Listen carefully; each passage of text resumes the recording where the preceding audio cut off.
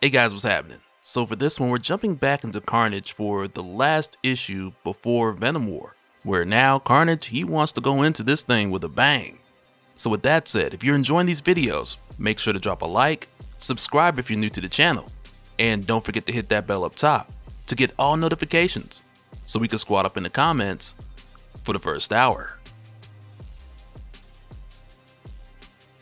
Alright, so coming back, we pick up from what was supposed to be the suspenseful cliffhanger, where we saw Flash get a hold of the symbiote killer gun and use it on Carnage. And I mean, this was set up in a way where it's not so much the question of if this killed Carnage, because technically it does, but it's more so the question of what effect will this gun have on him and how soon will Carnage come back. And the answers are pretty straightforward here, because it starts out by telling us what it's doing to him, because we weren't told a whole lot about this gun to begin with. But as soon as Carnage is hit with it, he feels the pain, and that's something that Carnage hasn't felt much of for quite some time, with it giving him this burning sensation as it blasts right through him. Secondly, Carnage feels himself losing control, so he's no longer able to sustain his form, which right there just causes him to melt. And the third thing we find out is this blast is disintegrating him from the inside, which causes him to feel a phantom pain, with it hurting a body that's no longer there. And when this happens, we see what's left of Carnage just drip through into the sewers,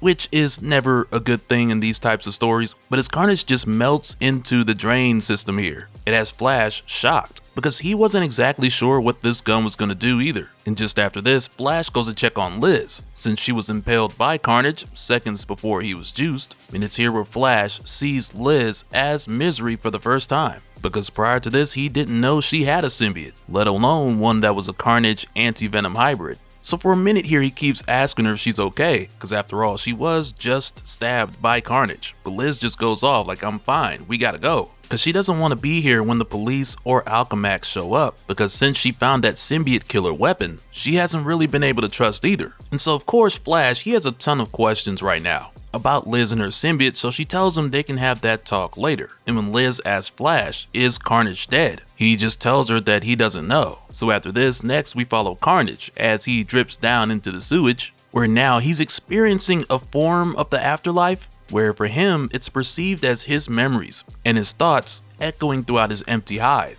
And again, I'm not gonna front like there's any level of suspense here pertaining to the question of will Carnage come back, because we know the answer to that question, so I'm just gonna ignore that part. But right now, because Carnage merged Cletus Cassidy into himself, these memories that he's seeing for the most part belong to Cletus, like when he pushed his grandmother down the stairs, his childhood at St. Ed's orphanage, blended with the carnage and all the murder they've both committed throughout the years. But also this creates this circumstance where since Carnage has been destroyed so many times, there's now a question of how many times can he pull himself back together and still be the same? Which to me is the more interesting question, because it's almost like when you break a cup, a glass, or some figurines, sorry Nana, and you try to glue it back together and then you break it again, and there's only so many times that can happen before what you're piecing together isn't even what it was when it was initially all in one piece.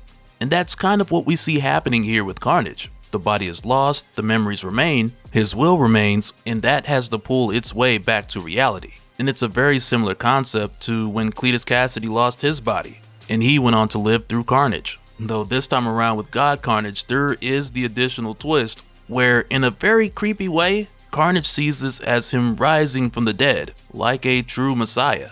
While in the meantime, when we head back over to Flash, who's also finding his way back to the land of the living, though in Flash's case, it's much more practical, because when he was trapped in the Dark Force dimension, he made a bargain with death, so to speak, and I mean not literally, but he was like, if I ever get out of this, I promise I'll stop wasting my life away. But after getting home, it didn't quite start out that way, because he more or less just sat around, days started turning into weeks, but over a period of time he realized that he had been in this place before, and his only way out was to work through it. So eventually he got up, he shaved, which brings us back to the clean shaved Flash Thompson, because for a while you guys were saying the beard made him look like Eddie. So I think that's the real reason why this is happening. But nonetheless, he gets himself back into a routine by forcing himself to move when he doesn't want to, seeking out people when he'd rather be alone, finding nourishment, reminding himself that darkness will pass, just like everything else does. So this eventually leads to Flash calling Liz so they can have a drink and catch up,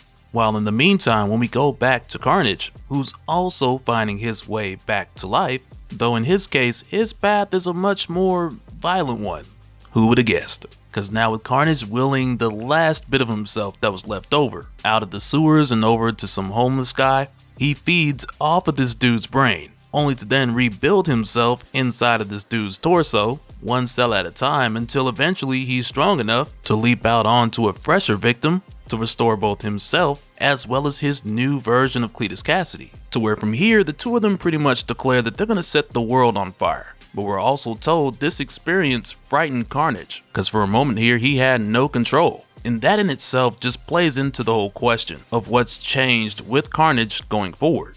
But following this, we head back over to Poor Decisions, where Flash and Liz are meeting up once again so she can fill him in on her symbiote situation, which was already a thing even before their last talk. But on top of that, she also wants to get him caught up on what she's learned since they had their last conversation about Carnage, because she discovered not too long ago that Alchemax was pouring money into a K program, which was like an R&D project where the weapon she found was one of many theoretical applications for something called a K chemical. The other applications included things like synthetic hives, mind control, and possible human inoculation, where in that case it would have been something like a symbiote vaccine. But like we saw prior to this, Liz followed the money, it took her to the warehouse, and even though this project was supposed to have been shut down for years, that's where she found that prototype weapon. And just yesterday, she went back to the warehouse to go check it out, only to find that the whole place was abandoned. But in the middle of this talk, Arya, the bartender who Flash has been flirting with this whole series, she brings Flash an unsolicited mocktail, which for a moment has Liz like,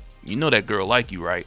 And just before Liz leaves, she tells Flash that someone is covering their tracks. Someone is doing something, but they're keeping her in the dark. So going forward, Liz is going to look into it, as Misery, of course, and she assures Flash that she's going to be careful. And just after Liz leaves, Flash makes his way to Arya, and he very awkwardly asks her on a date after receiving countless hints of her wanting him to do so. Which, I mean, going forward, this seems to be setting things up where Flash no longer has to be acting awkward.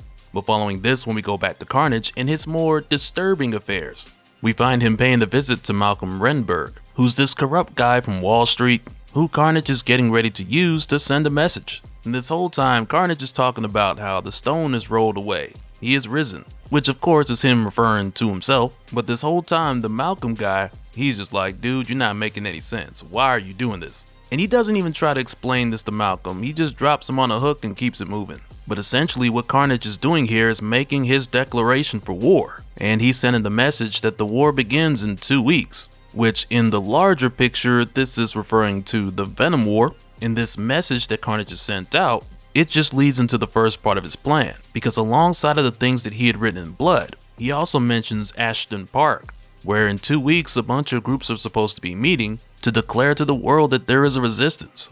So Travis Brookfields, the live streamer who shares all the conspiracies, he announces that he's going to be there and how in 2 weeks they're going to make history. The media's there, Flash is there, and of course within this crowd, Cletus Cassidy is there too. And in a moment here where a couple of guys from two different groups get into it, with one of them being an actual veteran and the other being some conspiracy theorist, things get heated, these two get into it, and out of nowhere Carnage just goes off. And it's here where we see how this was all Carnage's plan, as well as what he meant as far as getting this war started right here in this moment. Because coming out here, Carnage is using himself as bait, because he knows the people who made that symbiote killer weapon, air quotes, they're going to be here waiting for him to act up. So all he needs to do is catch one of them and squeeze the answers out of him. But also at the same time throughout this, we're told that Meridius doesn't really know what to make of Carnage, because even with him watching now, he's not sure if Carnage is a curse or a blessing.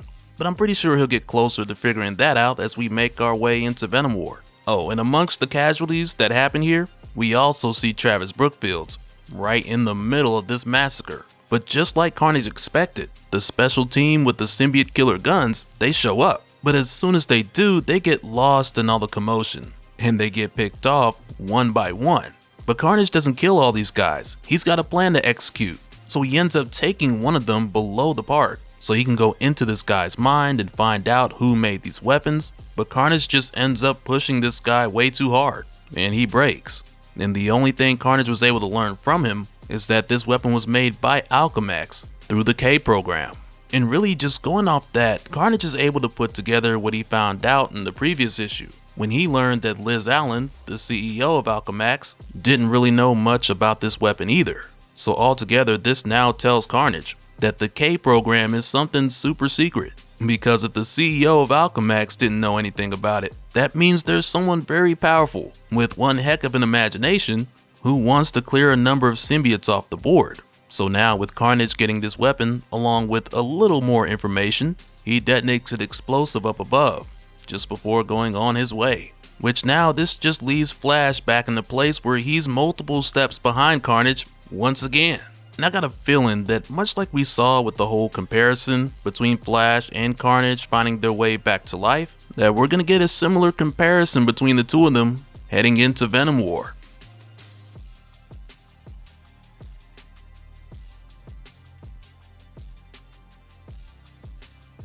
And so now real quick, I want to give a special shout out to all the patrons. Thank you guys for all of your support. And for anyone who's new here who wants more information on how to support the channel, I got a link below where you can go to patreon.com/dopespill. But that'll do it for this one, guys. Let me know your thoughts down in the comments below, and we'll do it again on the next one. Alright, later.